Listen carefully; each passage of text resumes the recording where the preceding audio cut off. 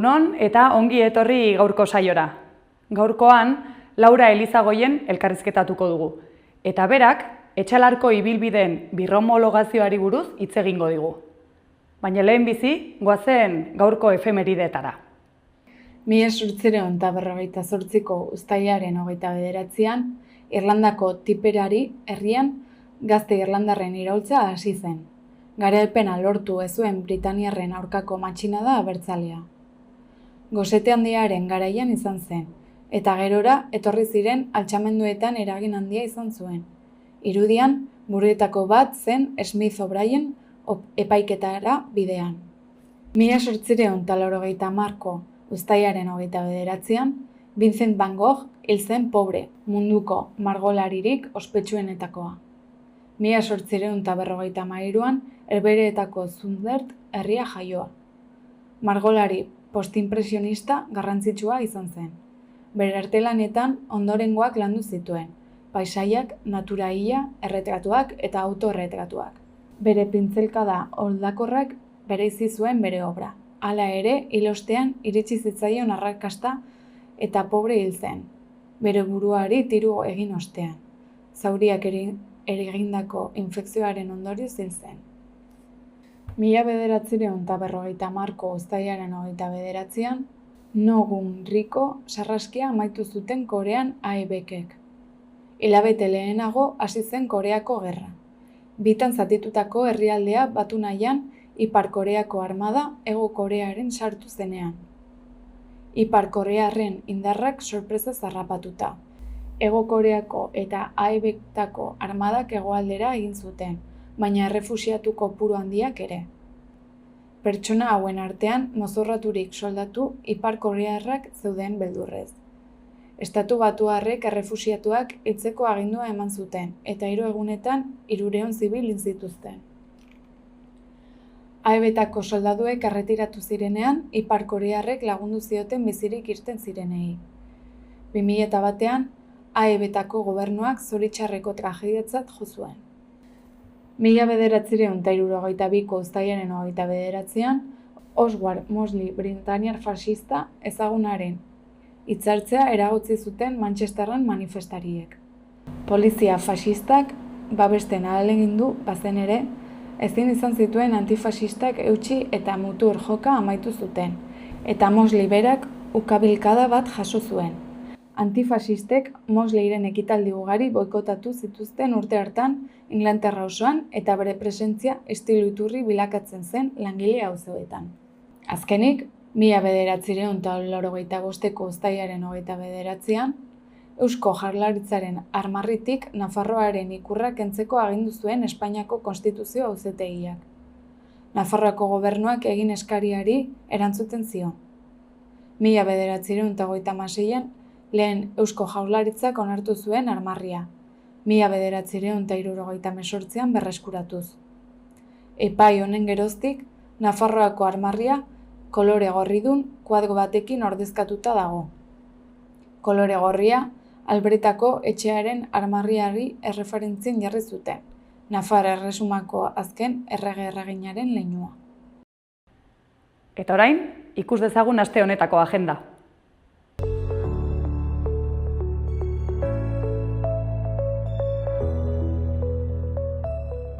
Uztailaren 21tik uztailaren 30era, Cinema Beach baluartean.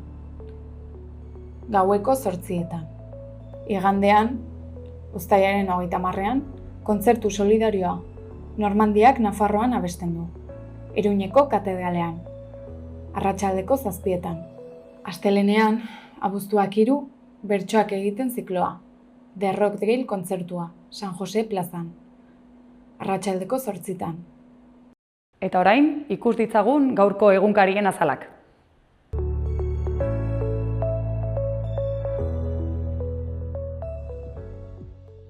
Diario de Noticiasen horrela diote berriek. Goiko berrietan, horiz, antzerkiak herri-berriko gazteei begira dago. Selfie antzezlanak irudiaren eta sare sozialen presioa aztertzen du. Bigarrenean, auzolan lagun artea 30 urteko inklusioa. Sakanako erakunde nagusi duten pertsonei laguntzen duena. Lerroburu nagusian, 3 dibertsioetatik bat 9 urteko eskontza irauten du. Nafarroak 1033 banatze erregistratu zituen iaz, azken hamarkadako zifrarik baxuena. 3tik 2 adostasun bidezkoak izan ziren, eta bikoteen 73% seme alabak izan zituzten. Eskuineko berrietan, lehenengoan, 12 urte eta erdiko zigorra tuteran bere pisukidea bortxatzeagatik.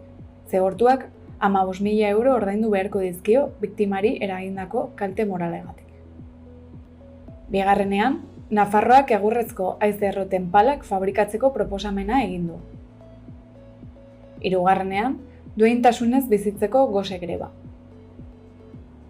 Laugarrenean, Uharte Arakilek 3,1 milioi inbertitzen ditu uholdeak saihesteko.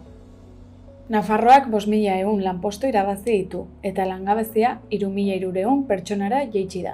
Langabetuen kopurua 27.700era jaitsi da eta langabezia tasa 8,07an dago bigarren hirulekoan.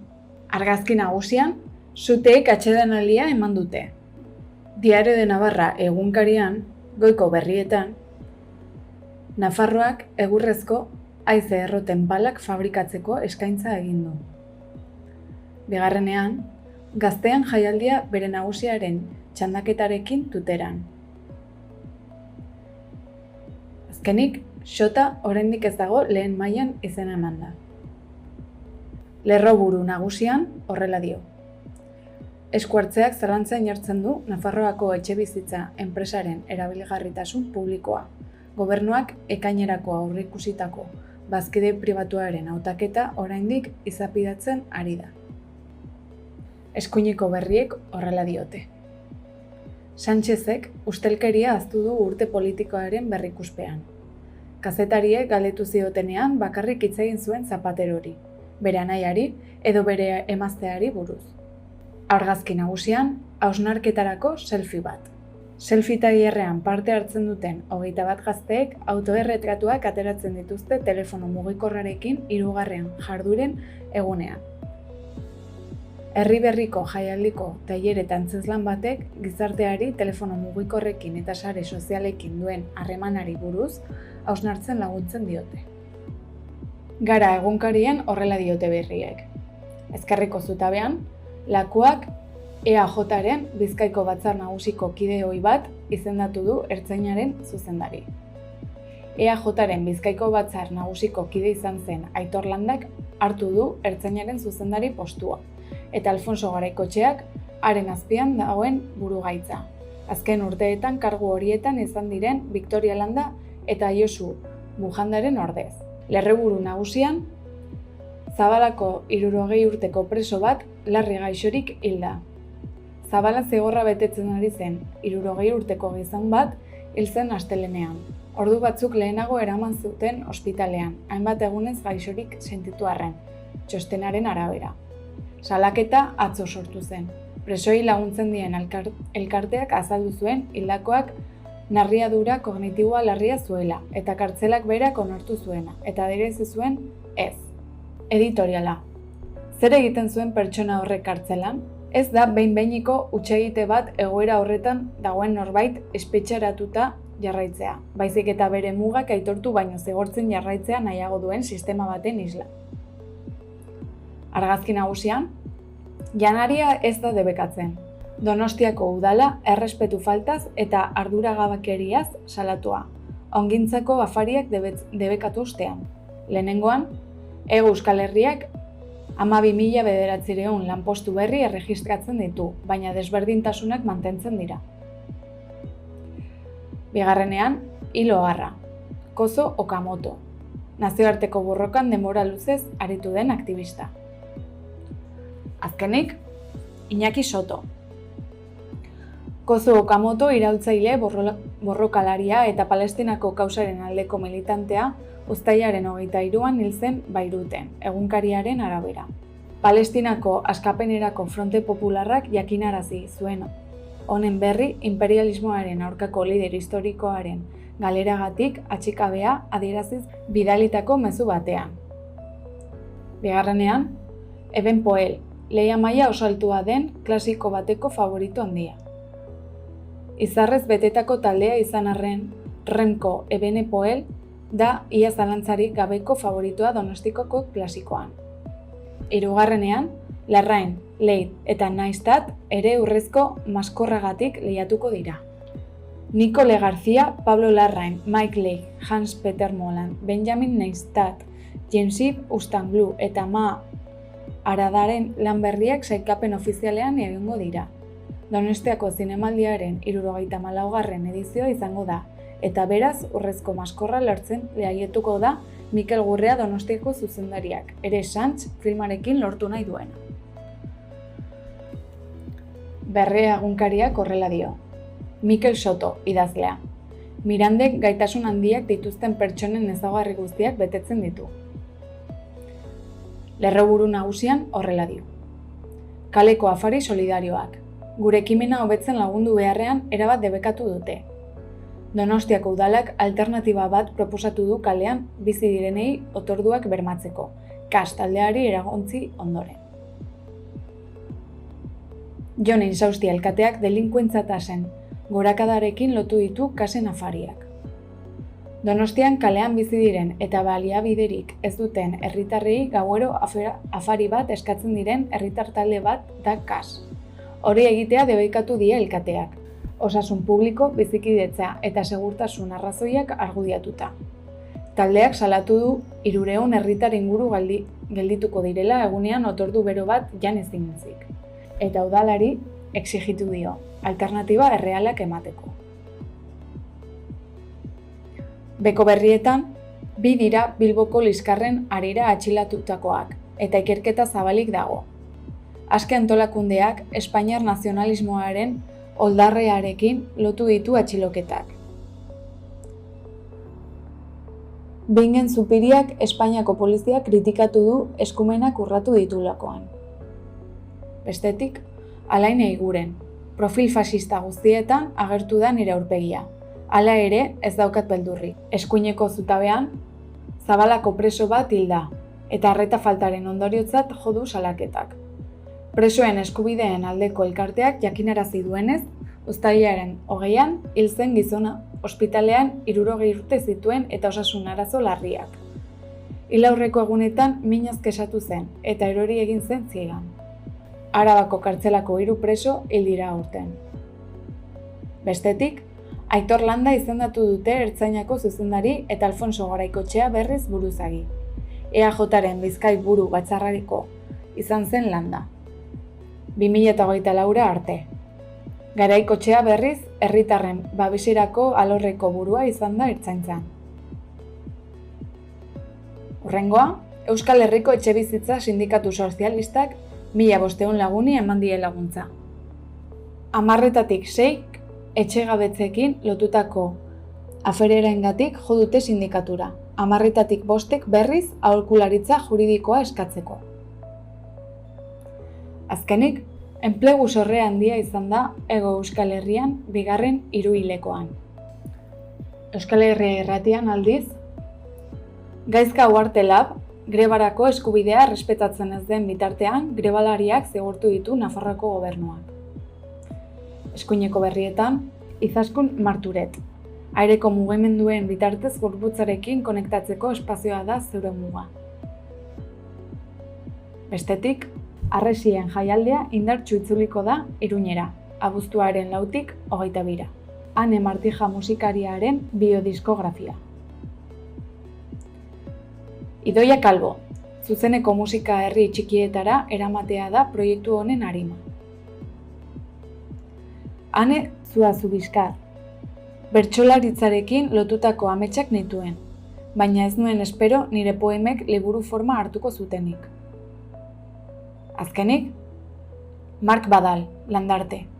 Herritarren eta artisten arteko sorkuntza prozesua kolektiboa izaten da Landartaren oinarri nagusia.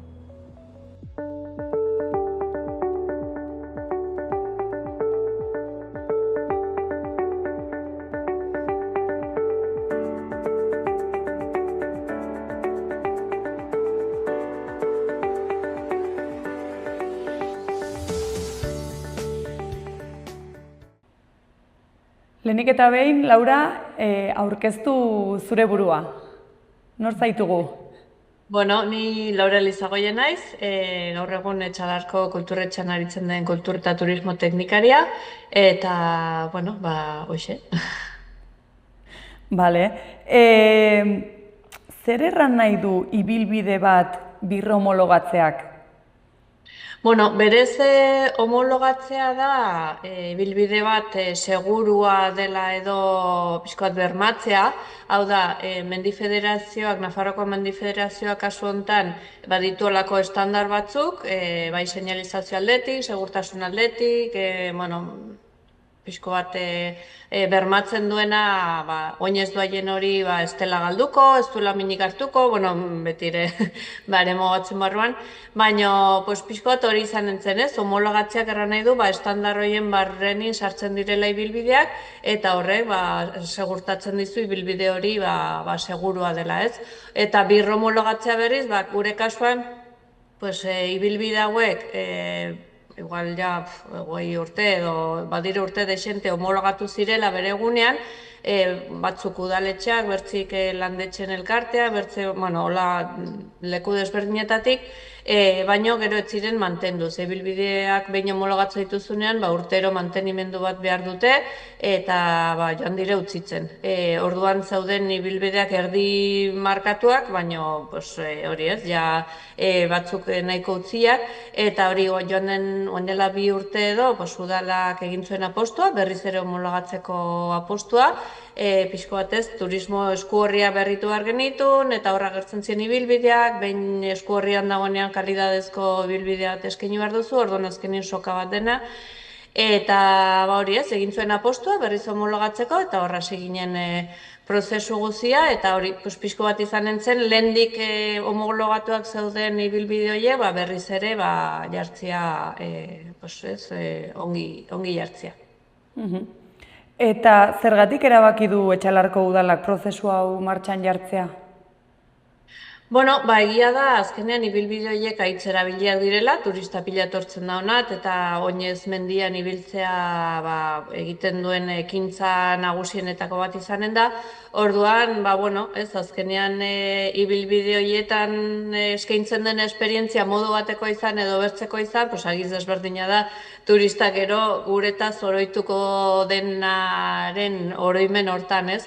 Eta, klaro, hor galtzen bali bada edo oroitzapen txarra bali badu, hori ere ez da inorreri konbeni. Eta pixko bat alde hortatik, ez?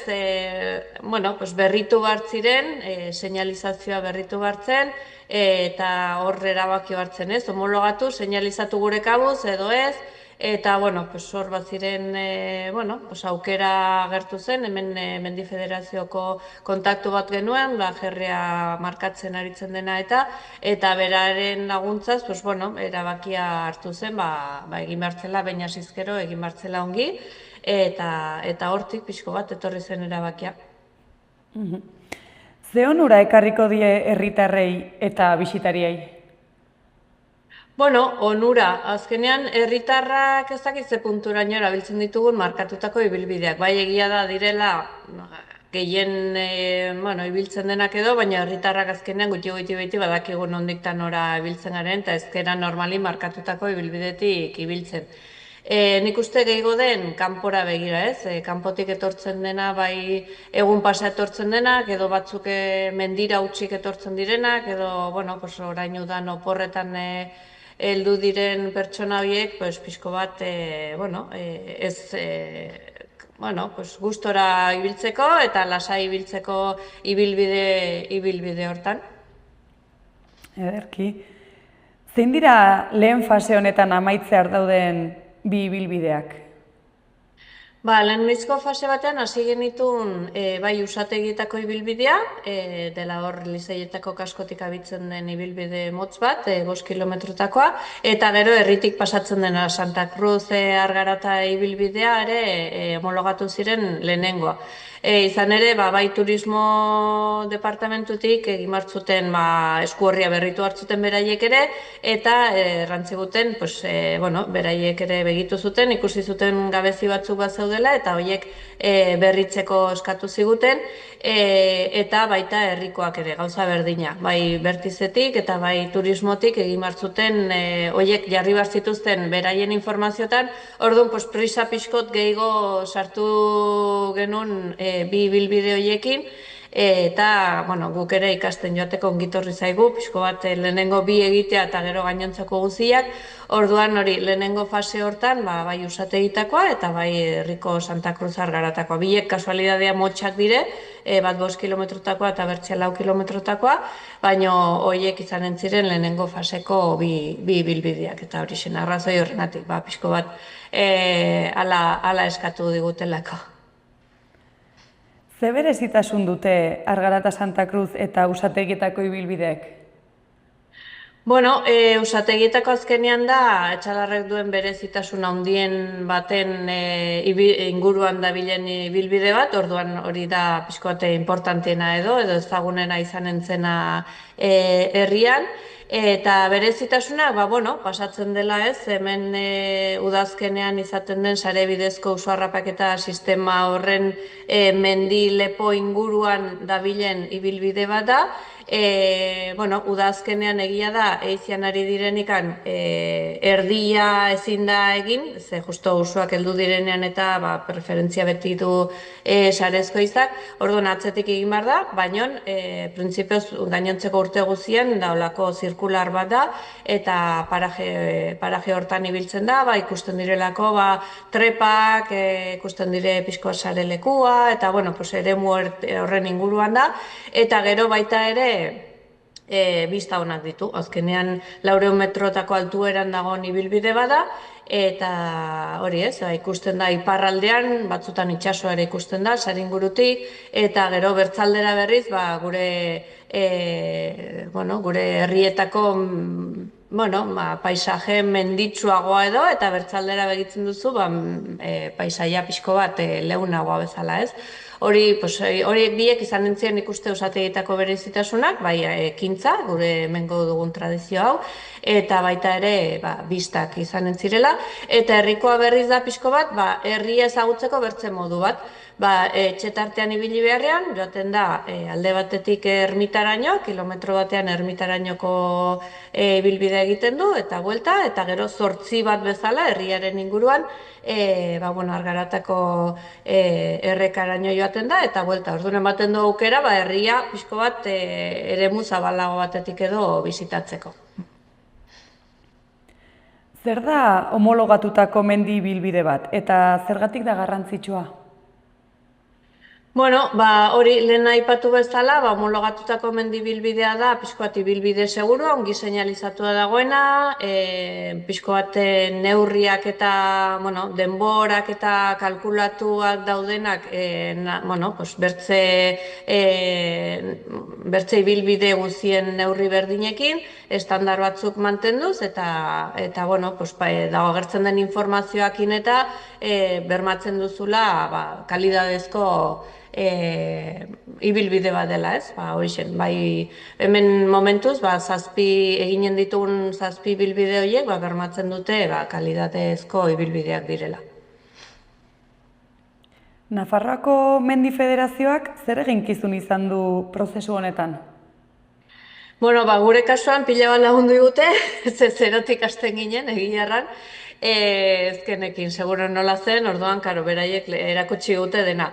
Azkenean, zer egin behar zen, zer entzen egin behar, gero, bilerak beraiekin egin genituen, orduan esplikatu ziguten, txostenak nola egin behar ziren, txostenak egiten pila lagundu digute, hau egin horrela, hau ez egin horrela, eta gero egiten dute beraiek homologatuan zinetik, egiten dute ibilbidea, erraten digute ze gabezia dauden, ze moldatu behar den, eta gero eman ziguten ere bai, olako otsailean egin genuen ikastaro moduko bat, non erakutsi ziguten seinalizazioa nola zen, marka ze kolore, ze neurri, non jarri behar ziren, nola zen dena, orduan ikastaro hori ere Mendi Federazioak egin zuen, eta gero, orain prozesu guztian gure onduan egondu da, seinaleak diseinatzerako momentuan, denbora guztian, eta guain ja bukaeran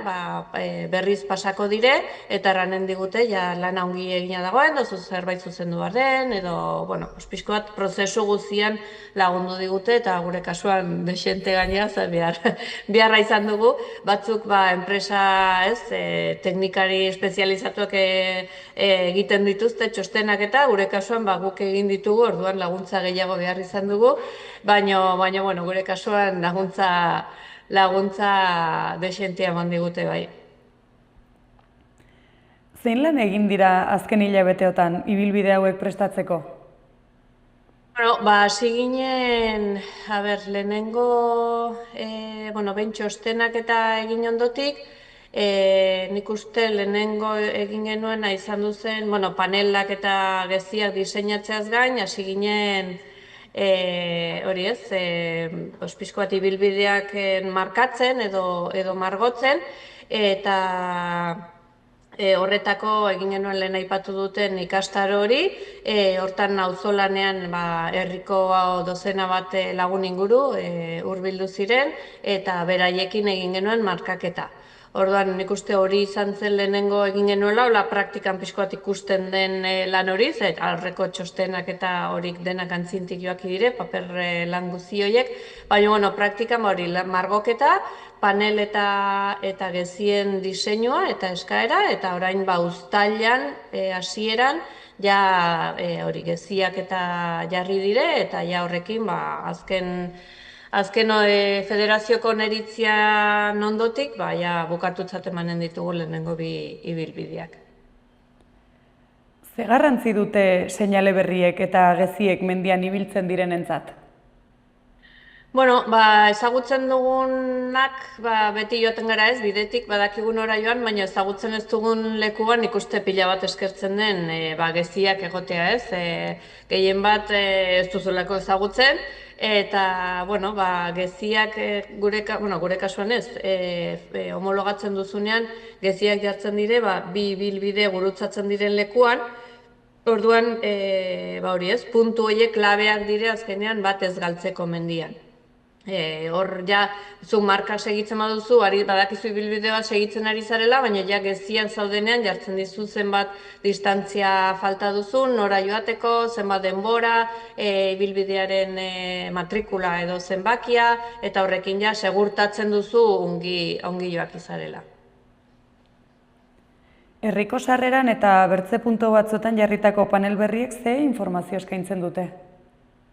Bueno, gure kasuan herri sarreran jarri dugu 7 ibilbideen informazio osotua, orduan agertzen da mapa orokor bat, ibilbide guztiak nondik joaki diren, herrian zehar, gero agertzen dire matrikulak edo zenbakiak, izenburua, argazki bat, deskribapena, mide neurriak direla azkenean zailtasun maila neurtzen duten neurri estandar batzuk, gero desnibela, zailtasuna, denbora, pixko bat oinez joateko behar duzun informazio guzti hori.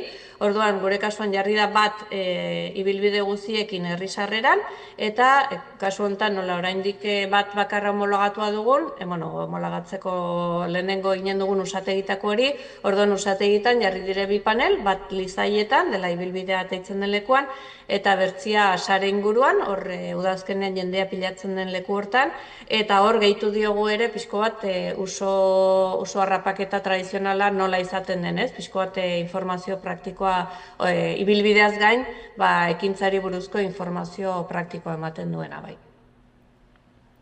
Auzolana izan da proiektuaren ardatzetako bat, nola antolatu da? Bueno, egiarran hasi ginen joan den urtean, pixko bat prisaka, eta azkenean etzen ateri, etzen jenderik apuntatu, baina gero ja hartu genuen ja negualdera, pixko bat denbora gehixokin, lehenago abisatuta, eta kartelak eginez, jendea animatuko zen, etzen animatuko, horrela izan genuen gure dudak, eta azkenean agitz konten, egiarran ze animatu da jende desberdina, laneko gogukin, erraten ziren guztia konforme, eta egiarran gozada bat izan du da beraiekin lan egitea, denak aportatu naiz, denak, pixko bat azkenean, oraindik nik uste hemen badugun auzolanerako, sentimendu edo ez dakit nola deitzen zaion horreri, gure ingurua zaintzeko, responsabilidade edo ardura hori, gure gain hartzen dugun ardura hori, eta nik uste horri esker, hurbildu zen jende desente, eta gilarra gitzongi beraiekin eskerrak eman nahi dizkiogu hemendik, egin genuen lan guztiagatik, bertze bigarren fasean berriz lan pixko bat egin beharko dugu, baina, pixko bat giro honean, eta hortik nik uste gauza politak ateitzen aldiren bai. Zenbat voluntariok parte hartu dute eta ze prestakuntza jaso dute?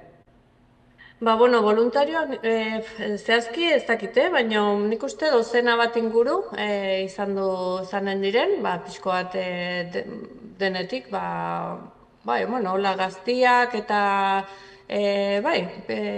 holako perfila izanen zuten, mendizaleak gehienak, bertze lekutan ere mendia gustoko dutenak, eta gurean ere mendi bilbideak zaintzeko gogoak indutenak, eta prestakuntzandetik, lehen aipatu dudan, otsailean egin genuen ikastaro hortara, izan zen 4 orduko ikastaro uste dut, egin genuen zati teoriko bat, non azaldu ziguten, seinaleak nola diren, eta hori, homologatzea zer den, holako informazio guztiak, eta gero ateri ginen kanpora, egin genuen pixko bat praktika, hemen seinalea joan behar da, ze seinale joan behar da, eta egiarran praktikak ere lagundu zigun desente, eta hori izan duzen, goiz hortan egin genuen ikastaro hori, eta gero zuzenean markatzera joan ginen.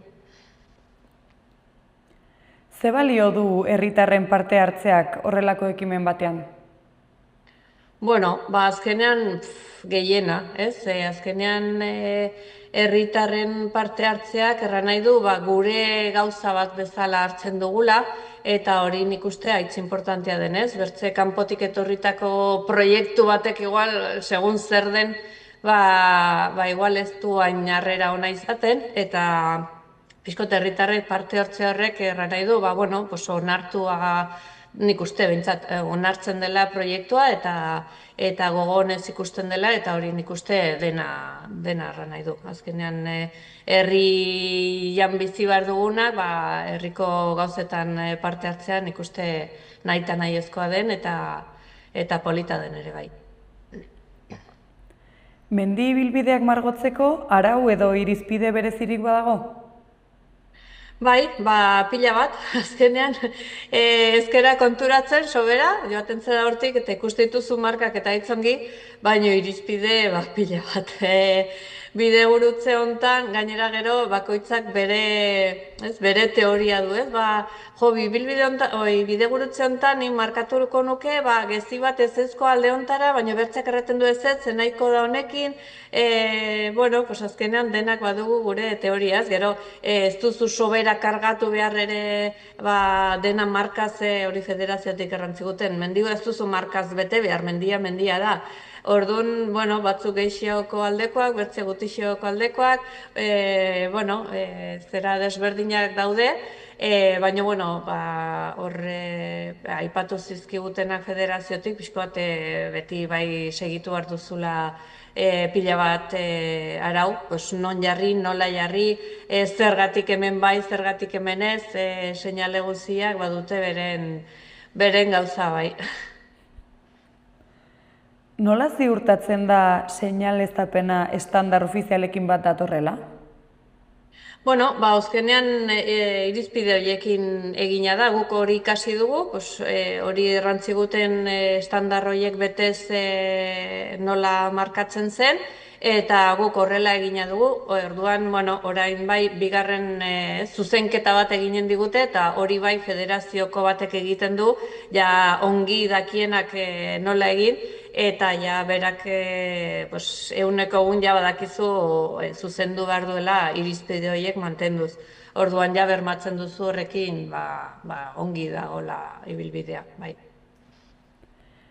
Ze gertatuko da Mendi Federazioko ikuskatzailea etortzen denean?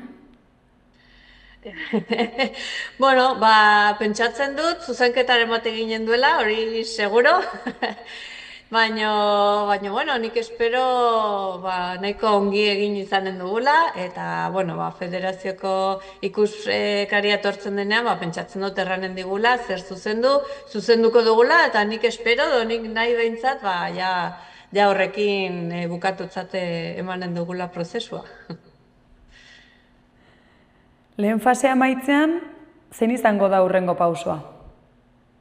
Bueno, hurrengo pausua pixko bat ja erdia hasila dago, azkenean bigarren fase hori da, falta diren bertze bost ibilbideak homologatzea, orduan hori jantzintua dugu, bai txostenak ja Indafera bialeak daude, Nafarroako Kirol Departamentura bialeak daude, ze beraiek ere gainbegirada bat eman behar diote, orduan ja horrat bialia dago, eta beraiek pixko bat baiezkoa ematen digutenean, hor hasiko gara ja berriz ere mendiak markatzen eta seinaleak egiten, baina, bueno, ja lehenengo fase honetan ikasi dugunakin, ja pixko bat antzintua dugu, orduan okei hori jasotzen dugun bezain pronto, ja martxan jartzeko pres gaude, bai seinaleak eta bai panelak ere erdi eginak daude, zerbait zuzendu behar baldin bada, oainik ez ditugu inprimatuak, bada ez bada, baina ja erdi pres ditugu, orduan ja, ja pixko bat dena antzintua dago, eta izan entzen azken falta diren bertze bost ibilbide horiek bukatzea, hori ez, ja bigarren fase hontarako, baina, bueno, horren bezala, nahiko antzintua dago ja.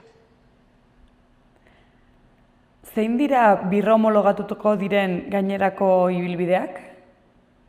Bueno, erran dugu usategiak eta herriko egina dagoela, orduan falta dire Sentinelako ibilbide megalitikoa, horre, monumentu megalitikoa dagoen inguru hortako ibilbidea, Azkuako ibilbidea, Azkua mendira igotzen den ibilbidea, gero dugu oren benta txuria ere, herritik mugara eta mugatik buelta egiten duena, ibilbide luzexagoa, gero zein dugu gehiago, Infernoko Rotakoare bai, Orizkitik Infernoko Rotara joaten dena, eta Carmen ibilbidea, Carmenen sortetxera joaten den ibilbidea.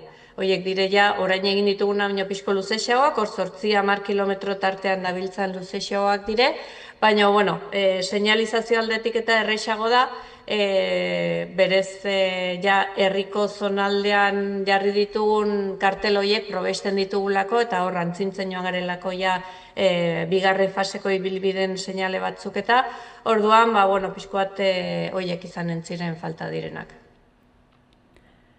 Ze egoeratan dago bigarren fasea, une honetan? Erren bezala, nahiko antzintua momentuz gaude pixko bat esperuan, Iruñitik edo, Kirol Departamentutik pixko bat antzinerak pausua egiten aldugula errateko, eta behin hori eginta, ja segidu martxan jarriko zen, bai auzolana, bai seinalien eskaera, eta bai panelen eskaera. Orduan, pixko bat momentu, zola erdi esperuan, hori ez, ja lanean hasteko esperuan. Noiz espero da Etxalarko ibilbide guztiak prest egotea? Gauza bada nahi eta bertzia zer den egitan pasatuko dena. Berez, nahi genuen udarako denak izan, turista gehiago heldu direnean ja ibilbidea prest egoteko, ez da posible izan, orain uda erdian eta lehenengo fasea hor bukatzen ari gara, baina, nik uste ja udazkeneko bai izanen den. Espero du ja lehen hasiko garela, eta, orain, egia da auzolanerako jendia orain erdi oporretan eta hola dagola, berrikusiko dugu nola moldatzen garen, baina, udazkenerako bai nahiko genuke ja denak bukatuak izatea. Ze gomendio emango zeniekete lehen aldiz ibilbide hauetara etorriko den norbaiti? Gomendioa pixko bat gozatzea, ez? Azkenean hortarako egiten ditugu ibilbideak, azkenean zu etortzen zara eta ez preokupatu beharrik izatea, pixko bat lasa ibiltzea, gure naturaz gozatzea, gure paisaiak eta pixko bat ikustea, eta hori, azken finean bilatzen dena ibilbide hauekin. Ez, pixko bat egia da ere, bideratzen dituzula kanpotik heldu direna gutxi goiti leku berdinetatik, beti ere hor galduta ibiltzen badire mendian, bertako jendeantzat igual ez da erosoa, ez galtzen denantzat, ez lagundu behar dionantzat ere. Orduan, onat etortzen dienantzat, horiek segituzkero ezagutuko ditula herriko xoko politenetako batzuk, eta hoixen, gozatzea hori da azkenean bilatzen dena, beraiek lanik ez egin behar izatea, lehenagotik dena prestatua dagoelako. Ibilbide hauek familiarekin egiteko egokiak dira? Badaude batzuk baiez, bertzeak ja, segun nivelan arabera. Adibidez, bai usategitakoa eta bai herrikoa, hori errex-errexak dire, 4-5 kilometrotoak dire, ez dute jatxun maldarik eta errex-errexak dire.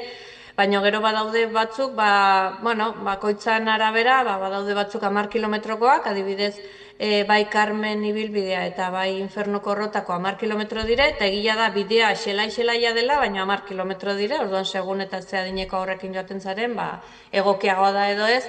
Eta adibidez Azkuakoa ordea behar duzu pixko bat oinarri bat izan, zera 800 metroko, 700 metroko desnibela maldan goiti eta bertzein malda baiti, orduan ja Azkuako egia da iritzibilbide polita dela, baina prestakuntza minimo bat edo oinarri minimo bat behar dutenak. Orduan, badago pixko bat denetik, ez? Pixko bat aukeratzeko bakoitzak ze gustatzen zaion egitea eta horren arabera aukeratzen du bat edo bertze.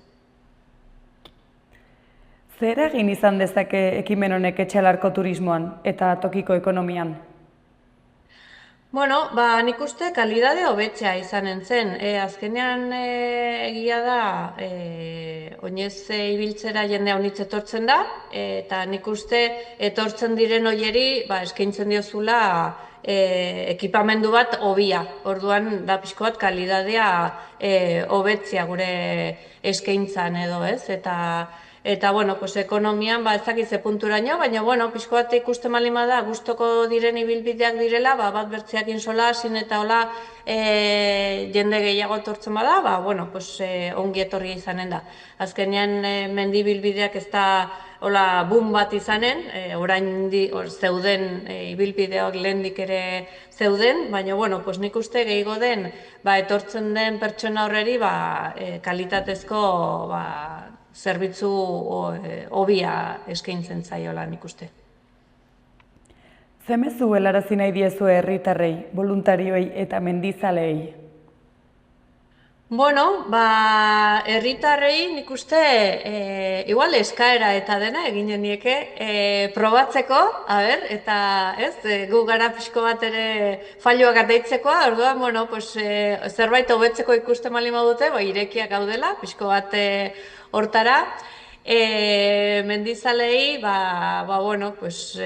lehen erran dutena, pixko bat gozatzea, eta pixko bat hola ez, azkenean, mezua hori ez. Guk alik eta hobekin egin duguna, baina zerbait ikusten malima da hobetzen aldela, erratea eta gu prest gaudela hobetzeko. Eta akitzeko, zergatik gonbidatuko zenituzkete ikusentzuleak Etxalarko mendibilbideak ezagutzera? Nik zerranen dizut, gu mengoak garenez, gure herrixokoak maite ditugu eta gilarran, igual gaizkida erratia, baina agitxoko politan bizigera, ordu nik uste pena merezi dunez, olako natura eta olako ditugun basoak eta ditugun hauek denari hauetaz gozatzea eta dugun altxorra pixko bat baloratzeko balio balimadu, nik uste politena hori den, azkenean, bai. Mezu politonekin bukatuko dugu, eta mila esker, Laura, gurekin egoteagatik, eta ia jende haunitz joaten zaitzuen.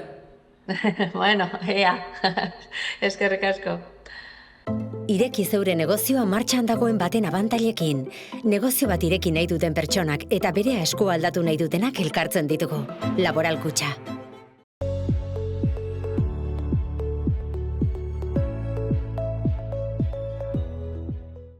Gaur, beroa izango da berriz ere protagonista barnealdean. Beroenak 40 gradura iritsiko dira, edota balio hori ere gaini dezake Araban eta Nafarroako leku askotan. Gipuzkoa barnealdean ere altoak izango dira. Kostaldean aldiz, eguerdi inguruan ipar-mendebaldeko haizea sartuko duenez temperatura maksimoak 30 gradukoak izango dira. Giro eguzkitxoa gailenduko da, eta arratsalde gau partean behe-hodeiak ager daitezke iparraldean, bereziki kostaldean. Ostegunean, temperaturak behera egingo du ipar partean eta Arabako lautadan, baina Nafarroa erdi eta hegoaldean eta Araba hegoaldean bero erreak jarraipena izango du. Ipar-mendebaldeko haizearen ondorioz, temperatura jaitsi egingo da, baina hegoaldean jaitsiera hori ia ez da nabarituko. Kostaletik gertu zerua nahiko lainotuta egongo da, barnealdean argiago. Ez da baztertzen arratsaldetik aurrera ipar partean apur bat bustitzea, eta hegoaldean ere egaitzen bat izan liteke.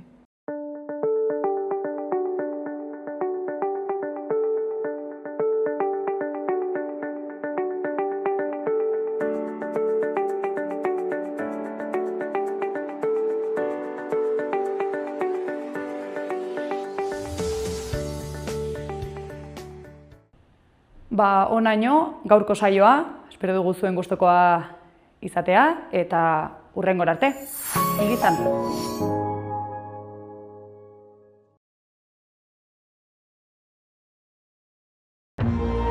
Gobierno de Navarra. Nafarroako gobernua.